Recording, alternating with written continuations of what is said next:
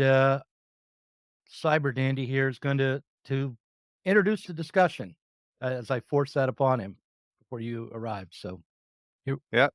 Surprise, surprise. So, yeah, welcome, everybody. Ben Burgis from Give Them an Argument and many other things. Douglas Lane from Sublation Media and also other things. And myself, Cyber Dandy from Cyber Dandy. Recently, Ben hosted a class on Proudhon versus Marx, and we read the first half of Proudhon's System of Economic Contradictions, which is the only half available in English, and then followed it up with a reading of Marx's Poverty of Philosophy, which is a critique of that book, more or less. Um, so I think how many months were we in that class, Ben? Like 4 or 5? Yeah, yeah, maybe like 4. It was like they're both short books, but, we went over it relatively slowly. Yeah. So, yeah, we wanted to follow up on that and do an episode together because Doug had uh worked with me on the idea of eventually doing something on Proudhon, and you had this class coming up, so we thought it'd be great if all of us got together and chatted it out. Nice. you guys have me at a disadvantage. I have read the Poverty Philosophy and skimmed the Proudhon, but I did not spend months studying it. So I expect to be corrected as we go through the conversation. Well, if you had, one thing that is that the corrected is gonna be hard because, Proudhon's writing style means that it's, often a little tricky to nail down exactly. I mean, it depends. Some parts of it are clearer than others, but it's often fairly tricky to nail down what he means. I mean, it's like so I think part of the reason, that so many more people have read the Poverty Philosophy is just that it's, like, so much better written that, like, that it's, that he's kind of at an advantage there that has nothing to do with the ideas that they're arguing about. Well, I took a glance at both texts and I thought that obviously biased in favor of Marx. I thought the major difference was that Proudhon spoke in abstract generalities in general, and whereas well, Marx wasn't writing Capital or something like that when he was responding to Proudhon, so he was often sniping Mhm. at Proudhon. But I generally found myself, predisposed to siding with Marx and easily confirmed in my initial assumptions. But what I have written down here, and both you can tell me how far from the mark I am or Mhm. if I'm close. Mm. Um, the primary criticism of Proudhon is that he assumes what he sets out to explain. He needs to what needs to be added is a description of how exchange. So this is in the section on opposition value, the opposition of value in use and value in exchange. Okay. And it's worth noting that Marx doesn't begin his critique of Proudhon with chapter 1, but with chapter 2 of the Proudhon, because the first chapter is kind of twaddle. So, the primary criticism is that Proudhon assumes what he sets out to explain, um, that is, he needs to, does add a description of how exchange value came to dominate society. Mhm. Instead, Proudhon takes exchange value as a natural consequence of mankind's desires and suggests that exchange value arose through some sort of agreement amongst men.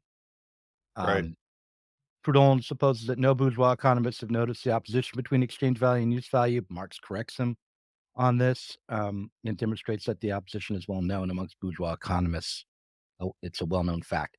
Um, but that would be the overall critique of Proudhon, if you put it in a more Mhm. generalized way, would be that Proudhon takes the current conditions of society, of bourgeois society, as natural, and doesn't arrive at how they developed historically, nor does he provide a systematic understanding of the categories of bourgeois society, um, but instead speaks of things in kind of abstract. general ways, and creating his own dichotomies along the way would sometimes or often enough obscure more than they reveal.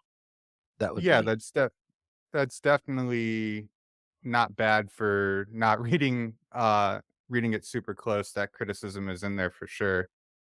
Um, I I don't really accept the criticism Mhm. entirely because the way that Proudhon pitches his book is as a direct response to the political economists and utopian socialists at the time. So he's beginning from their importance that they place on value and exchange value, and not like Marx developing this history of how we got to where we are. So I guess I'm not sure about this part, because this is like whether you're right about that or not isn't really directly answered within the text. That there isn't, I mean, I think that it's possible that that's right. But he certainly doesn't say as much. And I don't know. I mean, like, you're talking to Cyber Dandy now that that Proudhon doesn't say that he's directing this yeah, as a critique of political well, economists? I mean, he certainly does criticize both of those groups of people in the book. That's true, right? Like he Mm. does, he is critical of both bourgeois economists and utopian socialists in the book. But but this sort of assumption that it's like, well, that's therefore this sort of explains how he's presenting things, that he's sort of accepting their assumptions or something like that. No, no, That's no. oh, okay. He definitely he definitely says it right from the outset that the political economists take value to be the cornerstone of their theory, and Hmm. this is how I'm going to respond to them. And I have a bunch of quotes about this, but Sure, I'd actually be. I mean, I don't know how much time I want to spend on this, but I'd actually be pretty interested in seeing the quotes. But yeah, I mean, I guess like Marx's defense of the honor of the bourgeois economist maybe strikes me as the least interesting part of the poverty of philosophy. I think that but I think elements of the rest of what Doug says do line up with with I think what are more interesting things that might be going on there, and and I think that the sort of most interesting to me difference between Marx and Proudhon is roughly along the lines of one of the things Doug just said, right, which is about the approach towards economic history, and hence in Marx's mind the history of all the stuff that's superstructural from economics. So that you know, Proudhon talks a lot about like humanity as a whole, the social genius. He uses this name Prometheus for the sort of collective genius of humanity. Figuring things out over time, and um, and it does seem to me that that he basically does have this view that it's not static in the sense that there's no historical progress. Of course, Proudhon definitely thinks there is historical progress, but the sort of ground on which that progress is happening in a certain way, I think, is kind of static for Proudhon. That he does, in fact, when he's talking about things like exchange, he does, in fact, talk about that as this sort of a priori, like, conceptual problem that Prometheus has to solve. How do we go about getting the benefits of lots of different kinds of activities that people do without doing them all yourself. yeah, And yeah, and and that's and there is a lot of that kind of thing there, right? That he sort of he's Proudhon, I think, sees history in terms of in terms of like humanity sort of collectively figuring out how to solve these problems that it has in the broadest sense, right? So, whereas what Marx sees are these different modes of production that are that kind of have their own laws, their own needs, that where and that they what's going on within them and how the transitions between them happen is um is all about uh is all about class struggle, and it is. And so, like, for example, I don't want to run away with this too much if you were going somewhere else, but do you want me to keep going with this? No, I mean, so far I basically agree. I might put it in different terms, Yeah. but Okay. Can I have an addition to make, Sure. which is that it's not only does he see you're quite right, I think, Ben, that he sees that there are different modes of production and therefore different kind of grounds for, uh, the social problems that we face. In other words, we face different problems Hmm. based on the different ways in which we've organized, our material reproduction, say. But, beyond that, he gives a specific example, to kind of overturn Proudhon's approach, which is that, in fact, the Uh-huh. exchange didn't dominate society in the way that it does now. In the past, Mhm. it was not a universal problem that was just based on man's Promethean nature, but something changed, and it used to be in the past that people were mostly producing what they needed for Right. themselves. They were subsistence farmers, and while there might have been lords who took a tax from all the different peasant farmers, nonetheless, the range of production was much narrower, and the kinds of things that people needed, and therefore the need for exchange was much narrower.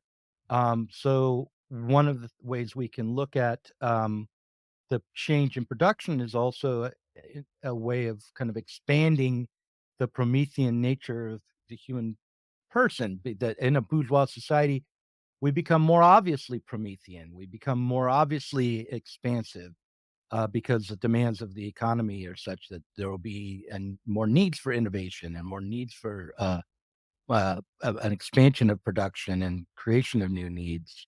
Um, yeah, so that what's transformed is the kind of character of humanity. What it may be the what's developed is the realm of freedom under bourgeois conditions.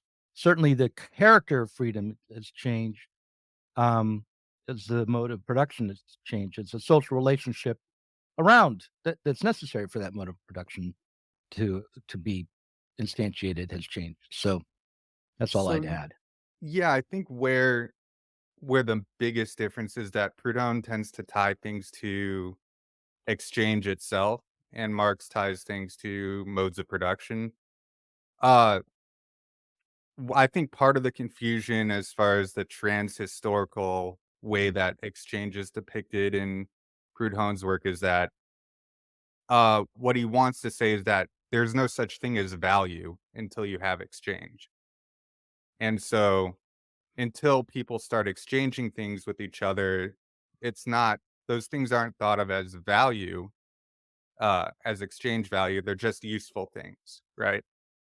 So he doesn't give an account of this emergence of exchange society because what he's focused on is value and what Right, is value.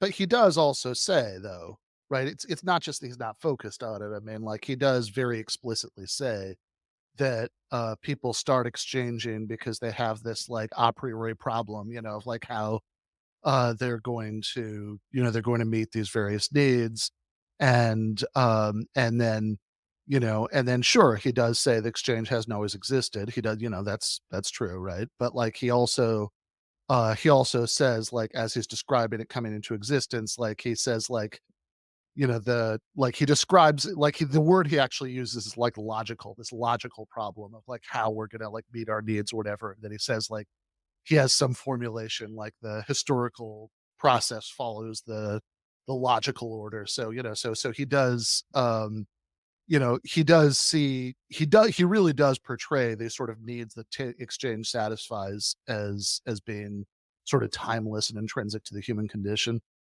The needs, I think, yes.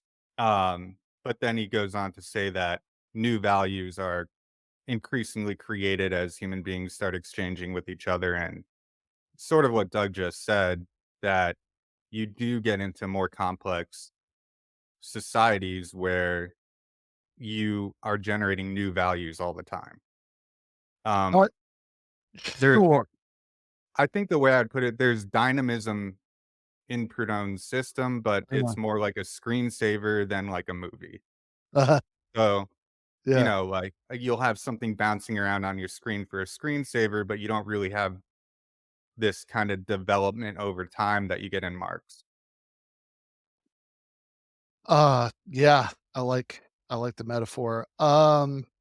Yeah, I mean, I think that it's, it just does seem to me that the way that Proudhon describes it, you definitely get this picture that you have this sort of timeless problem that maybe very slowly gets solved, right? But that's a very different view from saying that, essentially you have new problems that arise from, from new stages of history that, that like come that, if again, so what I was starting to say earlier, right, is that I think, probably one of the places in uh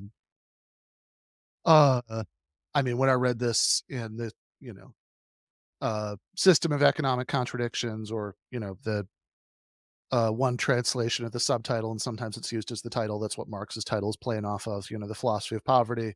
The one one passage in there, and when I read it, did not have the poverty philosophy, freshly in mind, but it still really hit me as like, oh wow, this is like where the difference between Proudhon and Marx gets super obvious. And then Marx indeed goes after this passage in the Poverty of Philosophy, is when Proudhon's talking about the French Revolution, and he says that, it would be ridiculous to try to reverse this historical progress of the French Revolution, that proclaimed free trade, along with all the other freedoms that they were fighting for. And he doesn't use this language. This is my gloss on what he's saying, right? But like he seems to, his view seems to be, well, this is like one of like Prometheus's like settled verdicts, humanity figured out that it needed, free trade, and so now we just have to build on that, right, as we go into this sort of, mutualist alternative to both, capitalism and the views of the European socialists that he's going to put forward. And Marx's response to that in the Poverty of Philosophy is exactly what you'd expect it to be, given Marx's views, which is that he says, wait a second, this is absurd. You're saying that, because bourgeois revolutionaries in the 18th century proclaim free trade to meet their historical needs at the time, that means that other people in the 19th century don't have other historical needs, in the name of which they might overthrow it, right? Like that and I think you really get that difference between that, sort of timeless problem that's slowly being solved, and the new problems that arise at new times in history views. Mhm. Yeah. Yeah, that Oh, makes a lot of sense to me. And I wanna go back to defend, the fact that Marx critiqued Proudhon for misunderstanding the bourgeois okay. economist, Yeah, yeah, you guys fight about that. because, the reason it is important to note that the bourgeois economists had reached similar conclusions to Proudhon, that Proudhon claims to have reached on his own, but also, to realize that their development of the ideas were more systematic and more thoroughgoing and less idealized than and less abstract than Proudhon's. And the reason all that's important to realize is because also those guys, like especially Adam Smith, were advocating for a new form of society when they wrote. They were revolutionaries of a kind then, and so that it is comparing the bourgeois revolutionaries to the socialist revolutionaries. And one of the things that Marx was doing was critiquing reactionary elements, regressive elements within the socialist movement, the romantic strains within the socialist movements. And so it's worth noting that Proudhon is falling below the level of Adam Smith, as he writes. He's not as advanced as a bourgeois economist. I know I sound like a certain platypus person, but it still it is there. No. Um, Yeah, Yeah. but it's such a more palatable version. Yeah, I mean, I think that's probably right. And I'll let Cyber Dandy respond, but I just want to put a pin in the fact that, like, something that would be really good to touch on here is, because Proudhon definitely does have a critique of the utopian socialists, but, what the difference is between that critique and Marx's critique. But yeah, Cyber Dandy, I'm sorry. Yeah, so I think one thing I just want to point out before we go much further is that the poverty of philosophy has way more that it misses than what it hits.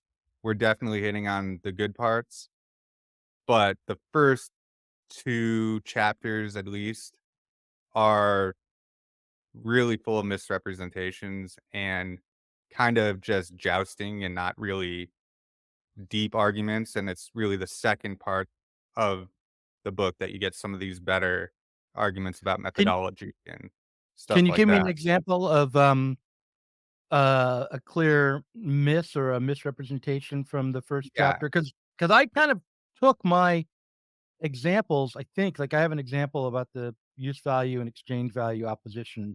I think that's from the first chapter, but, but what do you see as a miss?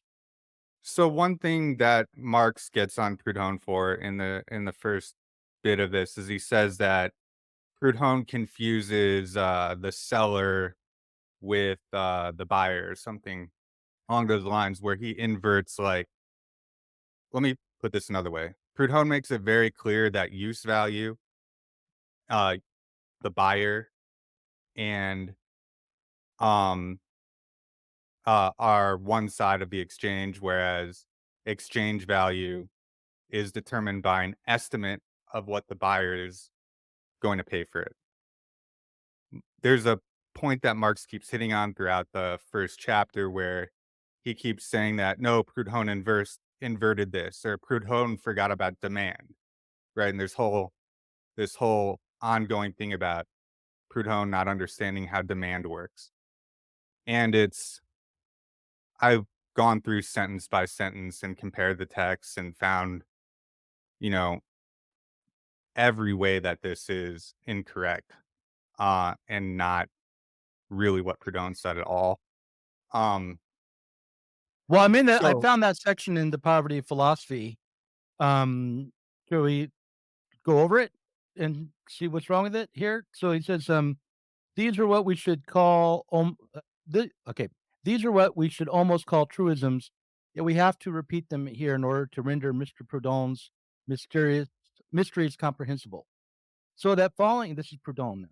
So that following up the principle to its ultimate consequences, one would come to the conclusion, the most logical in the world, that the things whose use is indispensable and whose quantity is unlimited should be had for nothing, and those whose utility is nil and whose scarcity is extreme should be of incalculable worth. To cap the difficulty, these extremes are impossible in practice. On the one hand, no human product could ever be unlimited in magnitude. On the other, even the scarcest thing would perforce be useful to a certain degree. Otherwise, they would be quite valueless. Use value and exchange value are thus inexorably bound up with each other, although by their nature they continually tend to be mutually exclusive. And then Marx says, what caps Proudhon's difficulty? That he has simply forgotten about demand, and that yeah, a thing can be scarce or abundant only insofar as it is in demand. The moment he leaves out demand, he identifies exchange value with scarcity and use value with abundance. In reality, in saying that things whose utility is nil and scarcity extreme are incalculable are of incalculable worth, he is simply declaring that exchange value is merely scarcity. Scarcity extreme and utility nil means pure scarcity. Incalculable worth is the maximum of exchange value. It is pure exchange value. He equates these two terms. Therefore, exchange value and scarcity are equivalent terms. In arriving at Right. these alleged extreme consequences, Proudhon has in fact carried to the extreme not the things, but the terms which express them, and in so doing, he shows proficiency in rhetoric in all their nakedness. No, wait, rather than logic, he merely rediscovers his first hypothesis in all their nakedness when he thinks he's discovered new consequences. Now I'll stop there. Right. And that's actually one of the main portions I'm referring to. Right. So, like, Proudhon equates demand and use value and the buyer. These are that's the way he thinks about it, right? So there's no point at which he forgets about demand. He just doesn't explicitly say demand. He's saying that we could only value things if they are useful and that are somewhere between totally scarce and totally abundant.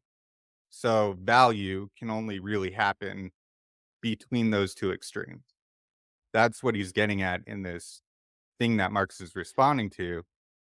Uh So what is Marx claiming here? That he's saying that he leaves out demand in terms of determining whether something is scarce or not, yeah, right? so he right.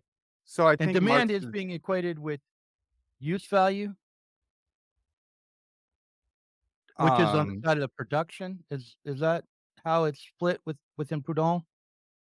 I think the point Marx is trying to make is that because Proudhon doesn't factor in demand in the market, that he thinks that markets operate just by abundance and scarcity.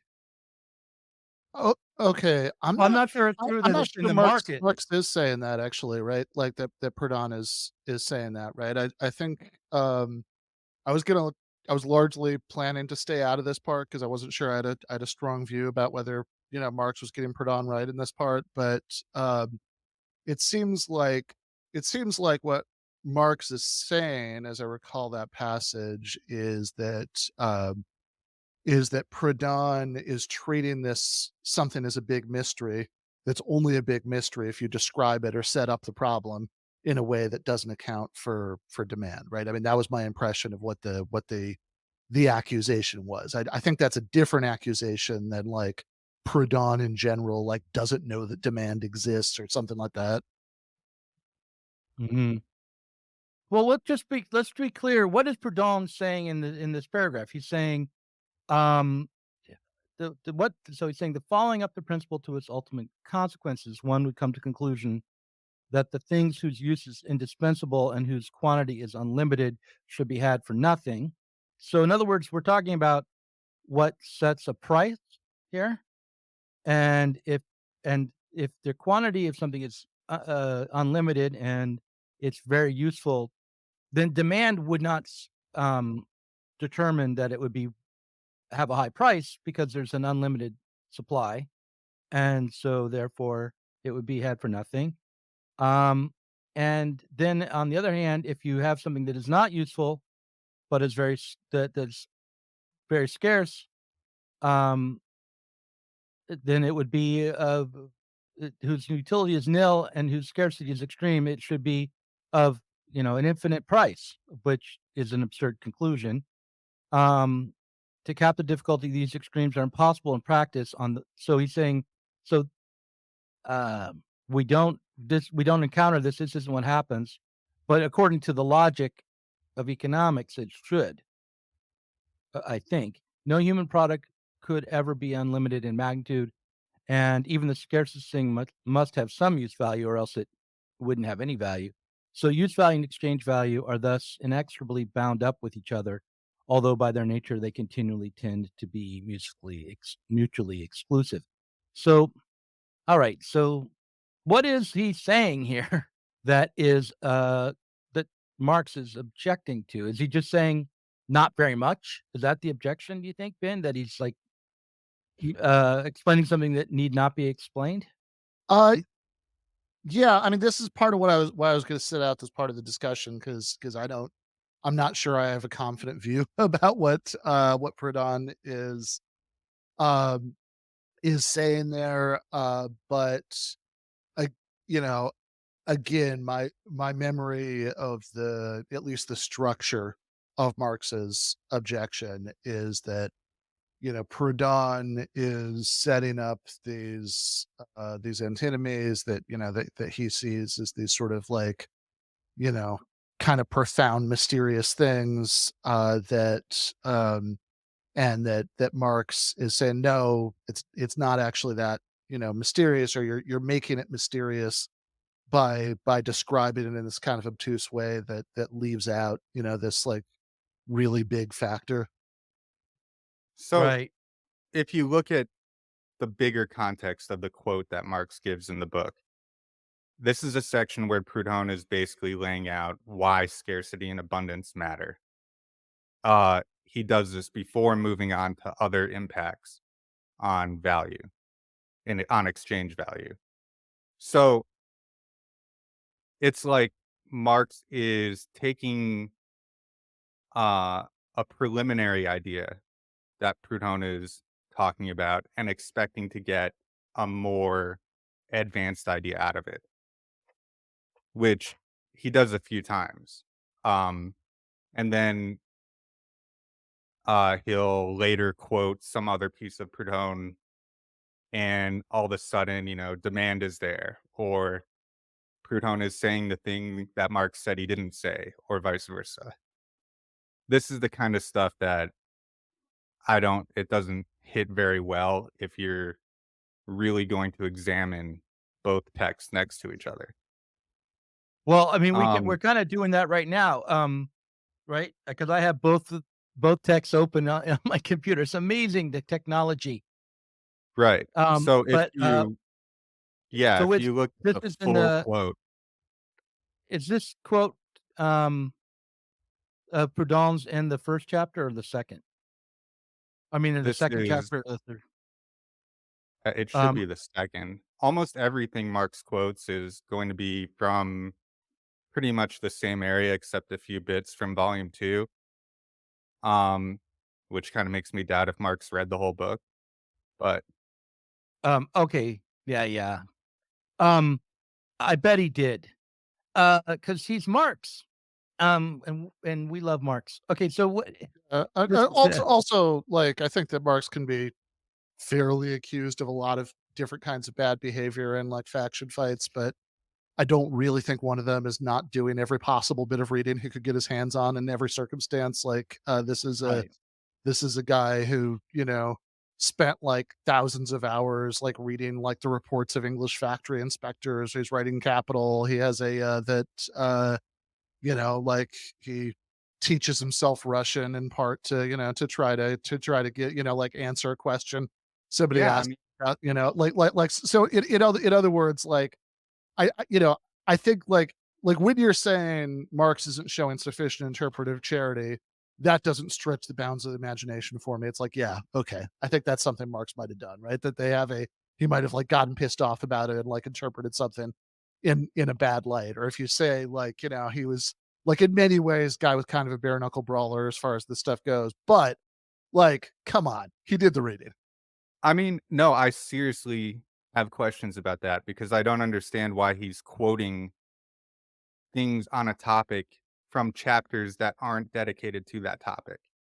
I don't understand why all the quotes are coming from only these first couple chapters or even the first sections of the chapters. And it's not that I think Marx doesn't have the capacity or doesn't have the will to want to do that. To me, it feels like he thinks Proudhon is so dumb that all he has to do is find like the epitome of Proudhon in these few sections and critique that, and that'll produce a sufficient work on its own. Yeah, I don't know. I think whatever was available to him at the time, I just well, we have can't a know hard for time sure. There were imagining no not security reading, but cameras. as you say, there's no way to know.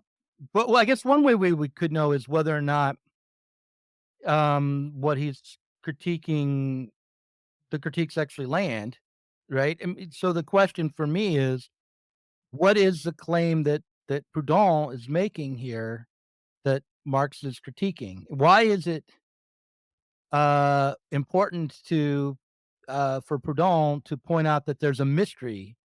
Because he does about the fact that scarcity, let's see, what does he say? That scarcity is on the side of use values, and you can find abundance on the side of exchange or something like that, that these things are connected, and not s So completely separated out. Um, so right. So what Proudhon is doing here is he's saying why, when people produce more, are they worth less in exchange? And it's because they're creating an abundance. Whereas if you want something to be worth more in exchange, there needs to be a scarcity for it. And he's laying out how abundant and how scarce they need to be. It can't be totally abundant and it can't be totally scarce. It needs to be somewhere between those two so that there's a value to exchanging them. so Proudhon is saying that the source of value and therefore, in some way or another, of price is either the scarcity or, the abundance of the commodities? Only in this section because he goes on to discuss the way that estimated value on the part of the seller is a way that the seller is trying to figure out what the use value is of the buyer for whatever the product is. And this is something else Marx confuses. When he talks about it, he doesn't realize that Proudhon is talking about, you know, I want to sell you a chicken. I have to figure out how much you're going to pay for it, is what Proudhon means by estimated value. Marx seems to take that to mean something else. What does Marx take it to mean? I'd have to look at my notes, but I know I commented on it. It I was mean, just kind of a my knee-jerk reaction to this is to say that, while abundance and scarcity, are operating factors in determining price, but the way they do that is mediated, um, through production. So, if something is, abundant, that would probably mean that it didn't take a lot of labor to produce, just to be real simple-minded about it, and so that its price, which would be connected to the labor time, although not identical to it, would be lower, because it could be produced more easily and quickly, and therefore it would be more abundant. Then, if the price were to then go up, it would probably be because the, number of workers dedicated to producing that particular item would decline as profitability in that sector declined. Therefore, if the demand held steady, the, supply would decline. But it is not simply the demand or the scarcity that is determining the value. right, Rather, it is the amount of time dedicated to producing right. the commodity. And I haven't so does Proudhon I mean, that so I mean, by at this point, we're, like, reaching the level of Adam Smith, right? Oh, like Ben Burgis. Oh, I Think see. he'll be right back. Okay, I'll just Yeah, why don't we so Proudhon let's go uh, ahead. yeah, Proudhon definitely gets into all of that later. I mean, throughout the work, he's working his way up, from really the bare minimum conceptual framework you need to understand value. And then eventually he'll get into credit, he'll get into international trade. In the second volume, he gets into a lot more complex issues, but that's why I find it so like Dumb question, but since you're the Proudhon expert, do you, were the 2 volumes published simultaneously? I believe they were. Okay. I'm I don't know if I would say I'm an expert. I've uh Okay, as the fallen person down who a goes rabbit who hole goes for sure though. yeah, fair enough. As the person of the 3 of us who spent the most time down that rabbit hole, I was just wondering if you do that or not. Because I don't know. Yeah, I don't know why they weren't translated to English at the same time. I think Rudolf Rocker, an anarchist, translated the first volume to English, and then just no one has bothered to do the second volume. Okay.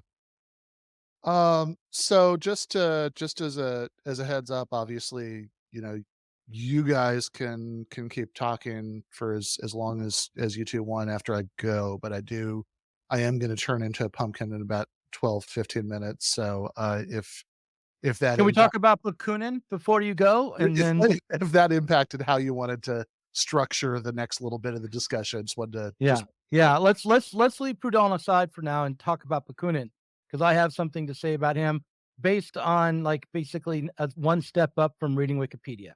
Um, okay, Anne wow. Robertson describes the difference, that Marx had with Bakunin in a piece in a socialist journal, and she said, "Bakunin believed that mankind was a moral creature by nature, whereas Marx believed that mankind's nature was essentially free and rational."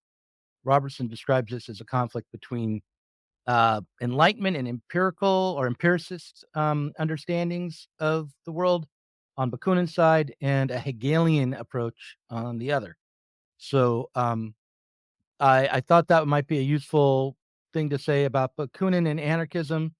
Um, So uh, sorry, what was the Hegelian approach? Then what was the first one? Marx, the first one was like the empiricist and enlightenment view Okay. of the human person. So, like, we are basically it's similar to Proudhon in a way. It's like we're rational creatures always working on solving the kind of the same problems. We Okay. have this internal we are reasoned creatures. We are Prometheus. We are we've discovered Uh, mankind's true nature.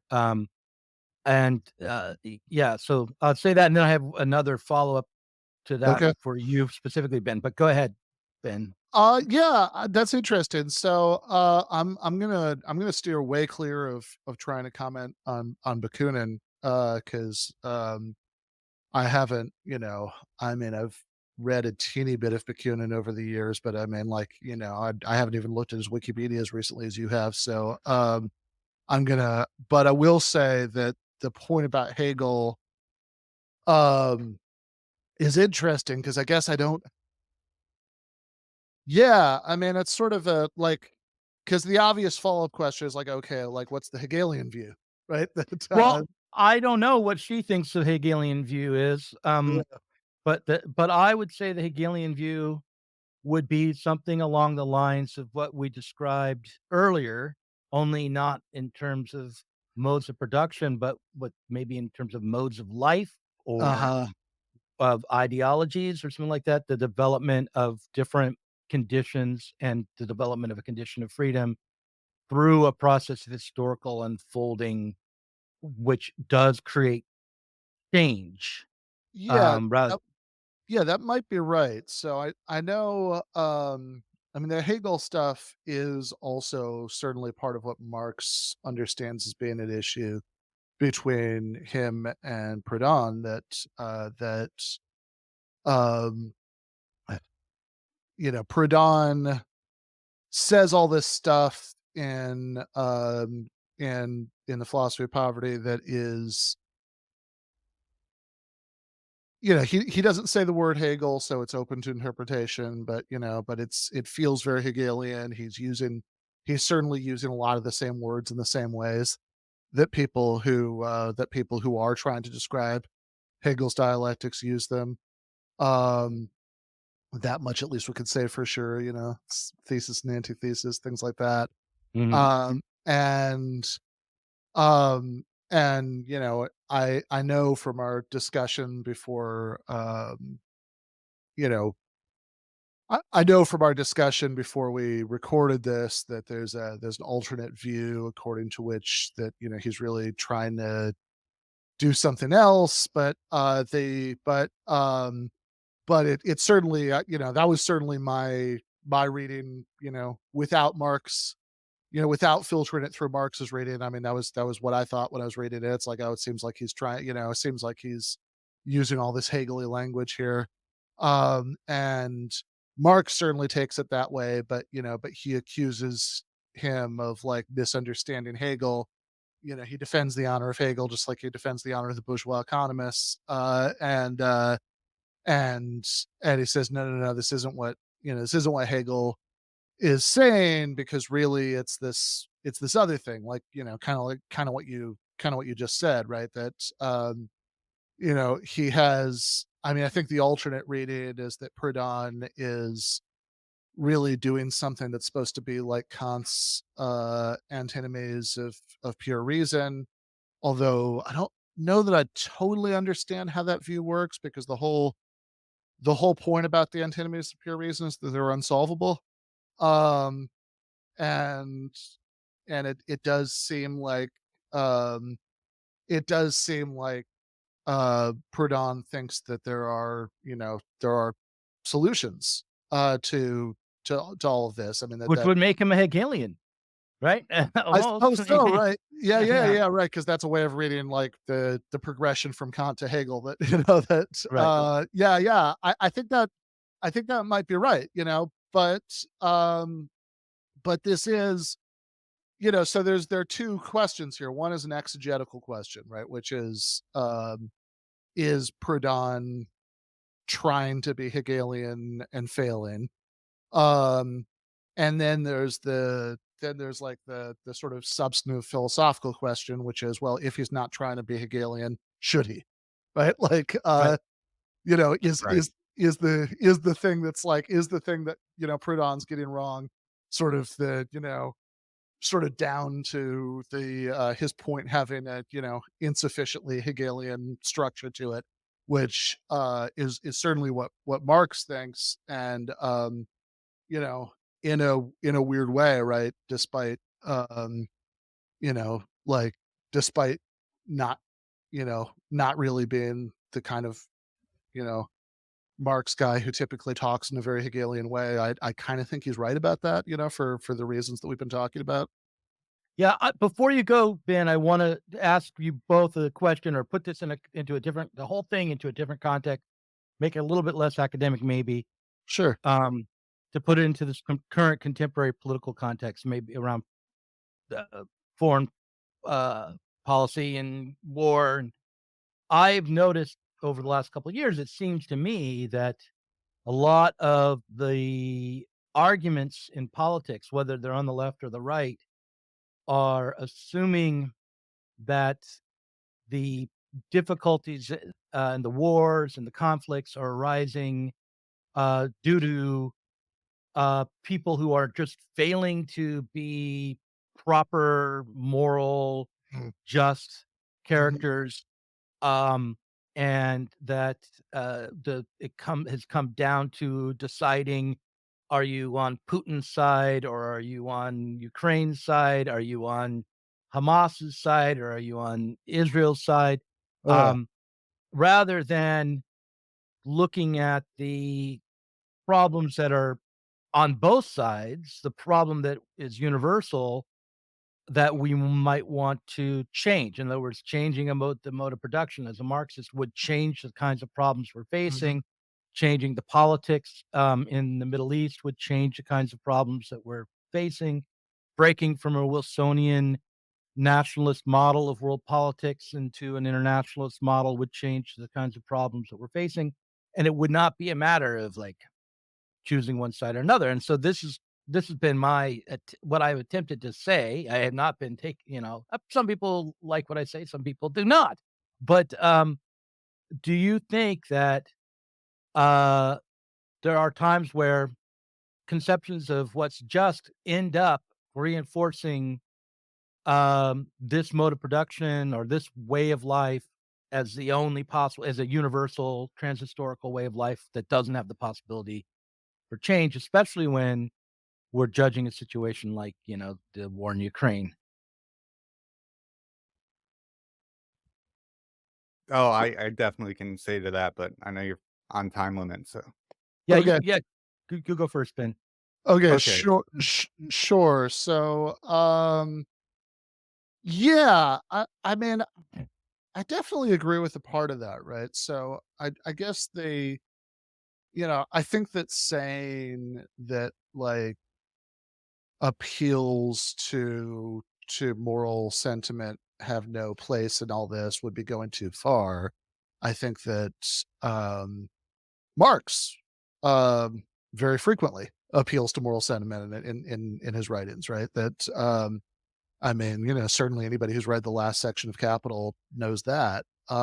But um like, oftentimes they're like kind of raw waves of moral disgust, rolling off the page. And, that's definitely part of the intended effect. But the sense in which I agree with you is that I do think that,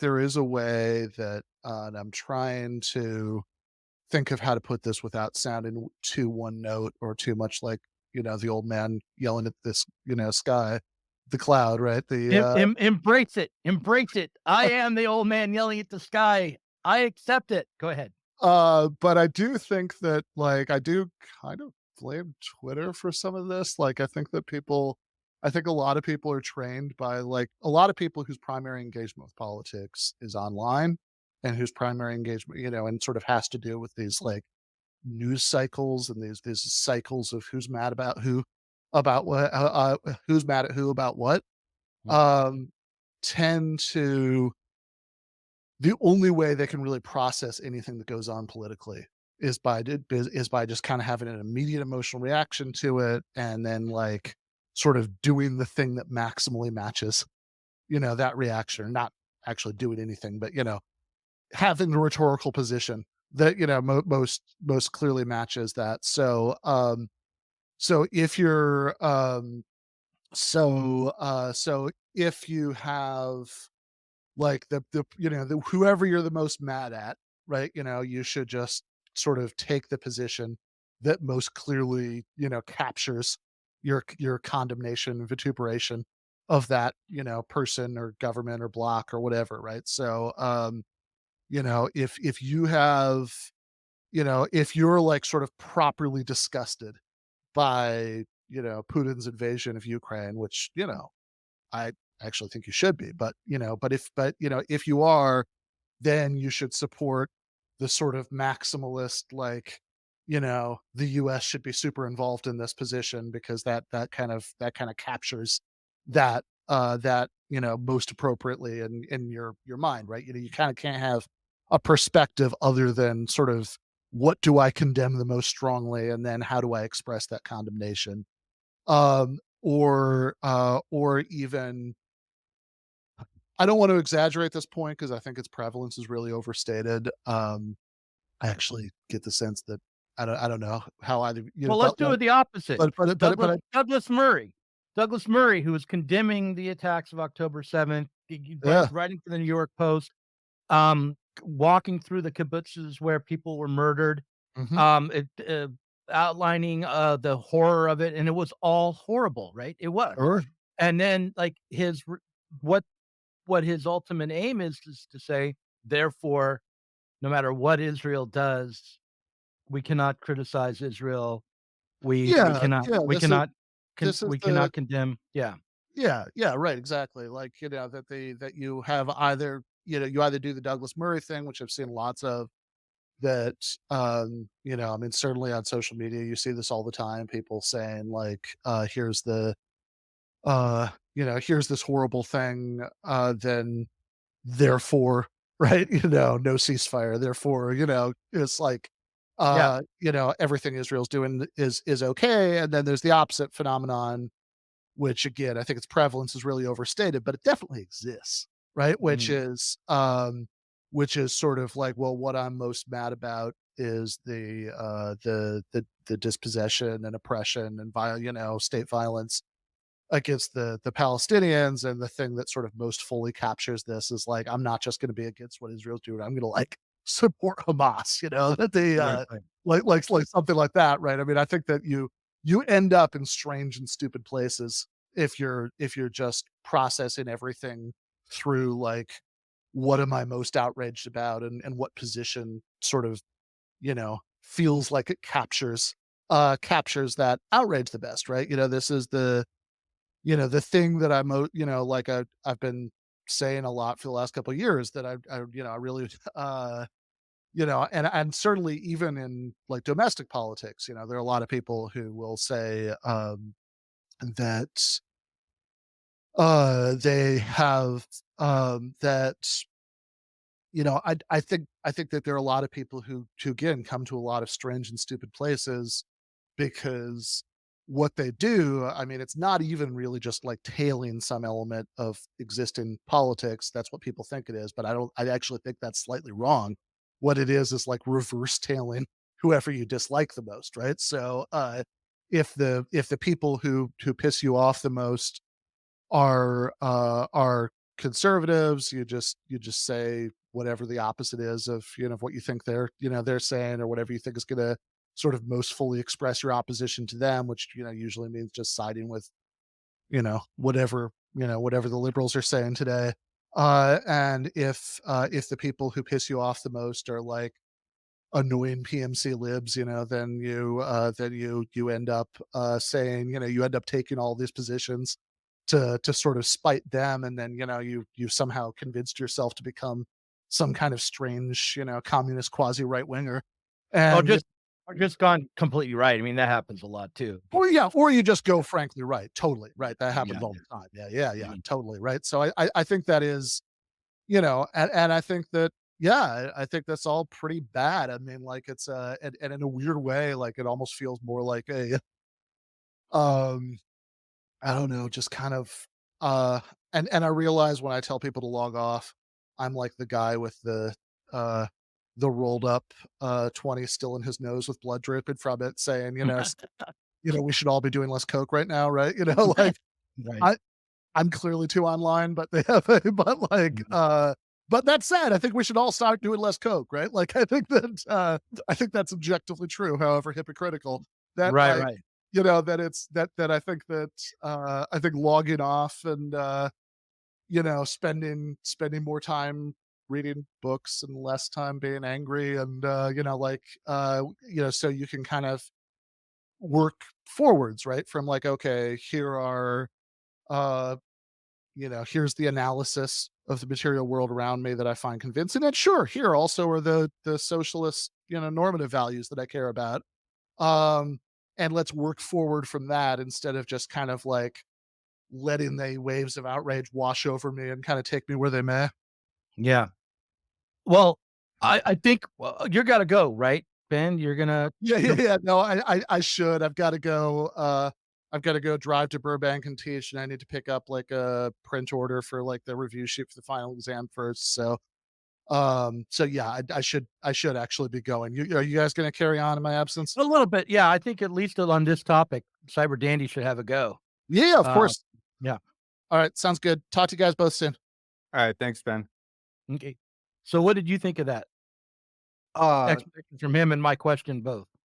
well, his answer went in a totally different direction than anything I was thinking about. There is kind of a materialist way to look at what Ben is saying with Twitter, and this is the means of communication, right? There's a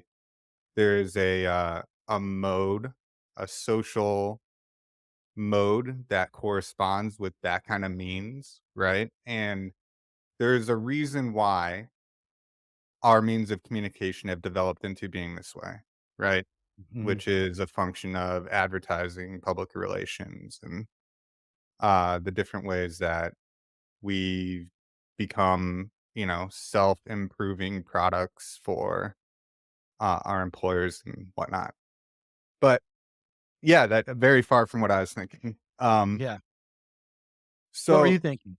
so oddly enough, Proudhon is someone who wrote a pretty extensive work that was just recently translated into English called War and Peace. Hmm. And that is in fact where, what is it, Thoreau got the title from for their War and Peace. And he is actually, I haven't finished reading It it was myself. Tolstoy. Tolstoy. Tolstoy, Tolstoy. right. Yeah. I thought One so, of but I the was like, I'm not so quick anymore. So I had to double check that it was actually Tolstoy. But yeah, Tolstoy, not Thoreau. Anyway, go on. That so he so Tolstoy stole, plagiarized Proudhon. I'm Is not that what I'm I no, actually I'm just think kidding. it's something Tolstoy even said, Yeah, like okay. credit Proudhon. Mhm. Um and when the book came out, apparently it was pretty controversial because they thought Proudhon was becoming a big war advocate and Hmm. justifying war as, this sort of inevitable good thing that help society get better. Um, Mm. but ultimately, that's not really what he was doing with it. And it's interesting that on the one hand, when we talk about him as this person of justice, he's also this guy that's saying, well, no, war is kind of a function of his weird idea of justice. In that uh it it's force in a way that's like imminently applied justice or something like that. But throughout the book, basically, he comes to, he's really worried about the industrialization of war that's happening, in his lifetime. Mhm. And he's worried about the way that the nation state is concentrating militaries into, or yeah, concentrating militaries into these really strong centralized forces that are capable of massive destruction. He does look at federalization and decentralization and trade as being some of these things that can prevent the most disastrous kind of wars, even though you can't totally get rid of war. I think the Marxist view would be that concentration and mass cooperation are liberating as well as oppressive, and that the idea would be to overcome the contradiction in the form of, at the base of society in the production, at the realm in the realm of production, in order to take the power of the mass of humanity, that organized sometimes in centralized ways, sometimes not, and turn it into a force of liberation. Also, as far as like free trade goes, certainly, like as a Marxist, with my understanding of what socialism is, I'm not opposed to free trade. Um, Right. I am opposed to uh, the final horizon of human development being determined by commodity production. So trade, well, I mean, that's a big general abstract thing that's always been around. Trade, people have given things to each other, but free trade in today's context, um, it's just always going to kind of collapse, run up against its own internal contradictions, and it's going to be, a, a, a realm of competition between nations rather than cooperative production and exchange. So, uh, as a Marxist, I would want to see the free development of production, and an alternative mode of exchange develop out of that. But yeah, but that's like maximal. That's like down the road. Like the question for me right now is how can we um avoid uh the politics of our spleens in this moment and being led by, like, I'll just give a real concrete example. We can maybe discuss this a little bit. Like, I see like like the editorial from Cosmonaut sort of defined for me what the current radical Marxist position was on the conflict between Palestine and Israel, and it was an embrace of Hamas. And it was saying Hamas, like it or not, Hamas is the uh, really existing force for Palestinian liberation. They're leading edge of the Palestinian resistance. Therefore, without any reservations, we should support the Palestinian resistance, and therefore we support Hamas. Um, and don't be a coward, in this moment where the Palestinians need us and things like that. That was the editorial statement. It was presented not as a way, as an argument based on an analysis of conditions, but more based on the injustice that was so evident in Gaza before and after. right? So because this is unjust, therefore any means that has a material force behind it to cause Palestinian liberation should be supported.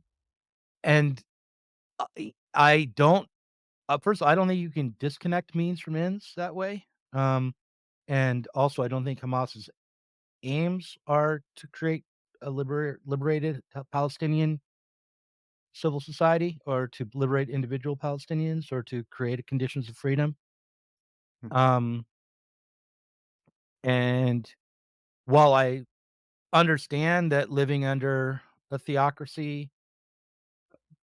of your own making might be preferable to living as an oppressed class or third or fourth or fifth class citizen in someone else's theocracy, um, it still isn't I'm not willing to make that kind of calculation as a socialist. It's like we can do a Right. lot better. There are forces within Israel and within Palestine which have a much deeper, better political understanding and which are not reactionary. Um, Right. that so It's yeah, it's like why isn't the mainstream of socialist discourse right now calling for a revolution in Israel, right? Or Yeah, or at the very least, supporting some even social democratic party in Israel to overturn it's like a Israeli left party that wants to have a better some one or two state solution for the right. Palestinian conflict and get deposed Netanyahu. Well, why isn't Like the left talking about deposing Netanyahu? Like, how do so many people get hooked into the frame being defined for them and don't ever get outside of that frame and do a material analysis or do look at the means of production and what mhm, led to, look at the property relations that led to the creation of the state of Israel. How did all that happen? You don't see this. I just did a whole episode on it with Gene Bajelon. mhm, But mhm, um I, you know, I don't I definitely am not the type of person that just accepts the framework of you have these two sides and you got to pick one. Uh, I'm not even sure I accept the framework that this is the most important thing we have to all be talking about right now. Um, right, my large critique of the left right now is that it doesn't center itself and it does sort of hop from whatever the most outrageous conflict happening at the moment is. mm, When, uh, in my opinion, there should be an internal way for the left to discover its own priorities and discover its own objectives and look at the world through that lens. And how do you achieve those? You know, mhm. given, maybe Palestine is not the place where anything is going to get done by the left. Maybe it's, Rojava. Maybe it's, Chiapas or, Maybe it's the United States of America, right. where we have the most freedoms of any in most civil liberties anyway of any nation on earth. We have a lot of problems, a lot of backwards thinking, but I think the opportunity for organizing is best here, better than in France or in Canada, even. At the but only slightly better. Uh, but There are some benefits to being in the United States for sure. yeah, and one of them is that they can't outright outlaw political protest, which they have in France and Germany and Canada. Um, they Although can't out yeah, go ahead. back in the IWW days, I mean, they definitely were shutting down all the peace activists or I Oh, guess no, even I in know. Vietnam too. No, no, no, I know, and look, it's not like I think that they're gonna go, "Oh, yes, go right ahead, even though you're threatening us," they're gonna do everything they can to undermine the liberty that we already have achieved and try Yeah. to go back on it.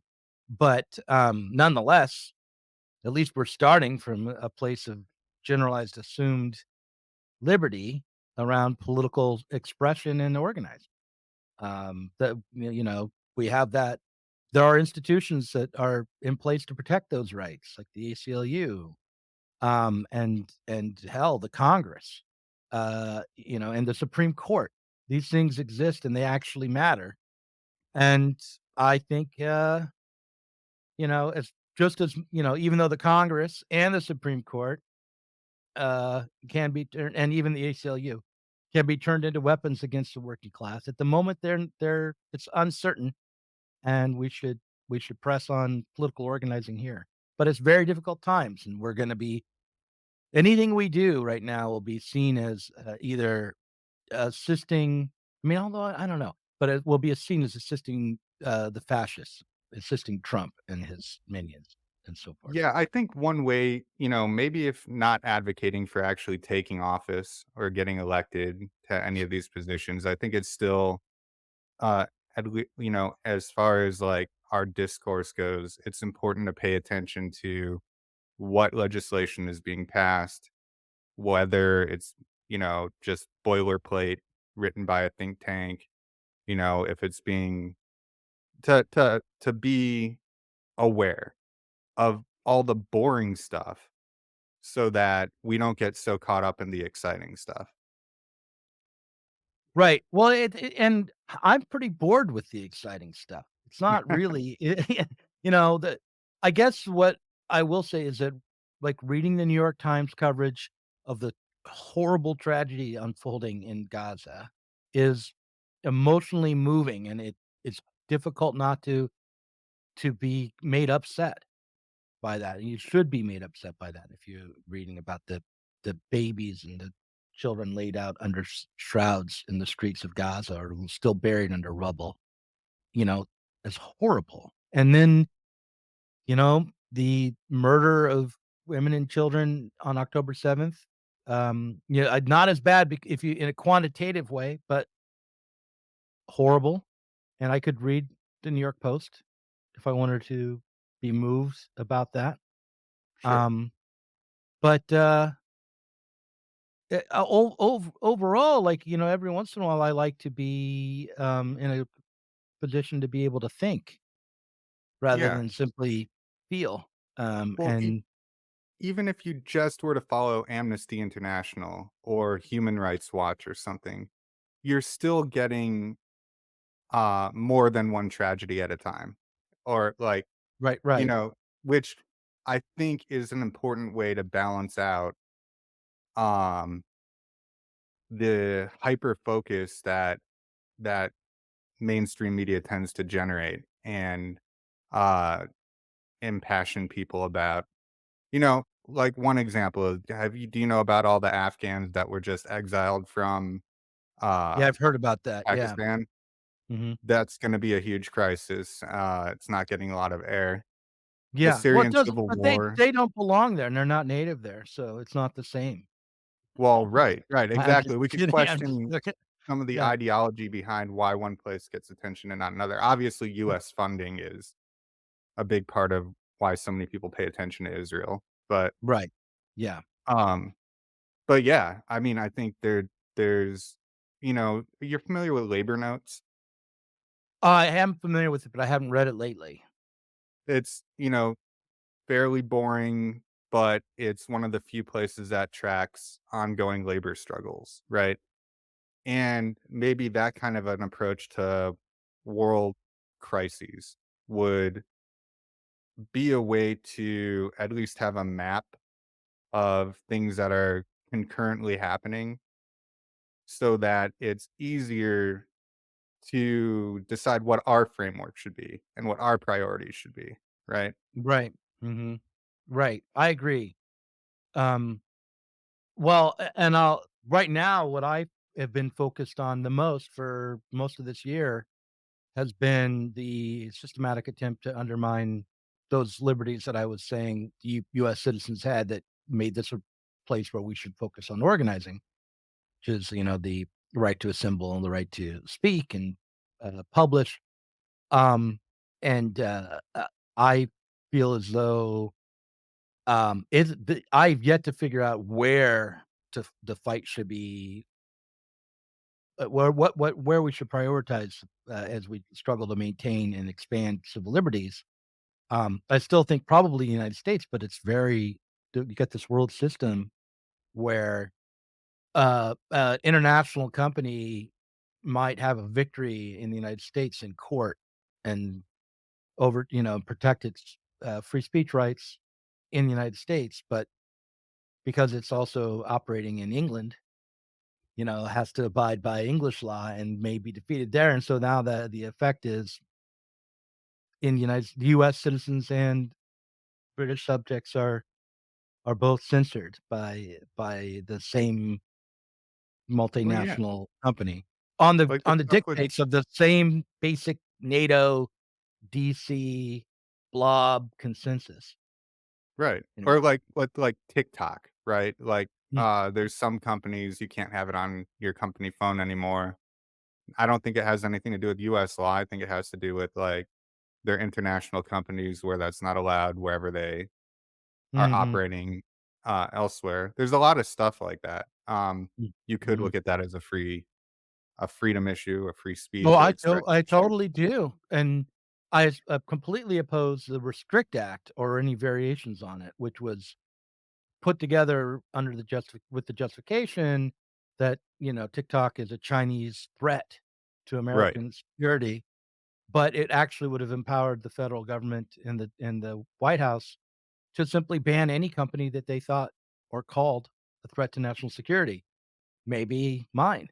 My little company, like it was not aimed only at TikTok at all. It was empowering and, extending the reach of the, White House and the federal government to control speech, and in the name of national security. And I completely oppose that, and I definitely think that we should allow TikTok and Russia Today and any other, press or media to be seen in the United States. We're supposed to be able to think and determine for ourselves what we believe, so, Supposedly. yeah. Yeah. Maybe not. Maybe I need to just get on board with the nanny state, accept that people are sheep, and no, I don't think so. I'm not gonna do that. Um, well, Well, listen, go ahead. You have the let's do final one last thing. I know you wanted okay. to complain about anarchists a little bit, Mm. so we could do some Yeah, I complaining. wanted to say that look, I don't I definitely think Proudhon and Bakunin are well worth reading, and I don't wanna, just toss people who are anarchists and are thinking about, uh, revolution in those terms into the waste bin. My problem with anarchists is maybe cultural more than anything, because what I find with anarchists is that there's a that when in the at the end of the day, they aren't anarchists in the old sense. They're like the, leading edge of the Democratic Party. They're like, "We're gonna go out there and fight in the street with Trump supporters."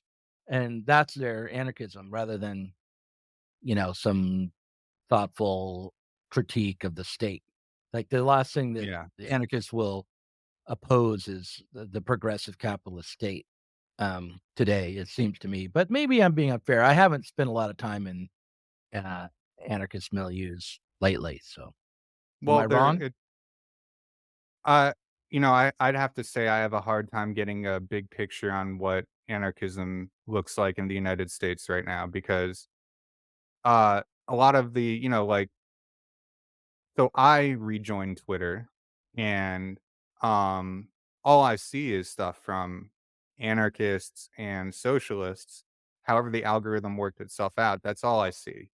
And if I were to go by that, I would think that there literally were no anarchists in the United States. Um, Right. on the other hand, I've been a long time, uh, technician, sometimes a moderator for the largest what could be argued as the largest North American anarchist project, which Mhm, is anarchistnews.org. mhm. And so I'm if that can be considered a milieu, uh, I don't think it's the milieu because a lot of people hate it. It's considered it's the only anarchist source where you're allowed to comment on anything anonymously. and Mhm. so a lot of people respond to it as being like a troll haven. Um, and a lot of the people associated it with been more nihilistic or individualistic anarchists. Mhm. So there, there's a sectarianism that has grown around that resource for years. And then besides that, you have like stuff that often won't even explicitly be anarchist, like It's Going Down, or uh y- um so a whole host of podcasts that are tied into something called Channel Zero networks or something, or maybe I'm confusing that with something else. But yeah, as far as the anarchists that get the attention, it's going to be the ones on Twitter and the ones on Reddit, and uh the worst behaving ones in street events. And Yeah, I it's was gonna say, it seems to me like anarchism is defined by Antifa now, and uh Antifa is, to me, uh, shock troops for the progressive capitalist state at the moment. But that's maybe that's right wing of me to say, but, that's how it looks to me. yeah, and I think that's, I kind of lump that into what I was saying about these projects that won't be explicitly anarchist. They'll present a core anarchist ideology in some way, but they'll be rather open to just about anyone who won't be against that core. Antifa being an example, right? A lot of non-anarchists are part of Antifa. But it runs into the obvious problems that if you're not really going to have any kind of explicit uh ideology and kind of police the boundaries of that, you're going to wind up with all sorts of whether it's just people being dumb and making mistakes, or informants, or um, you know, whatever kind of psychological operations that whoever feels like doing at the time. Like Hmm. there's been a lot of instances of police being, unmasked. Uh, Oh, yeah. Yeah.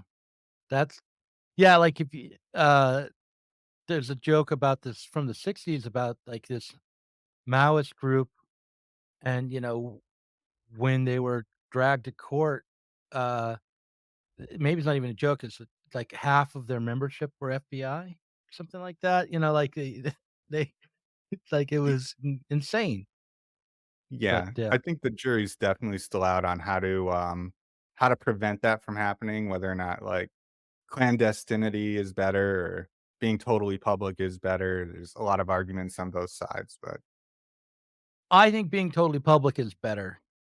I think when you're clandestine, you're gonna be, uh, even you're more ripe for the worst ideas and the more to be set up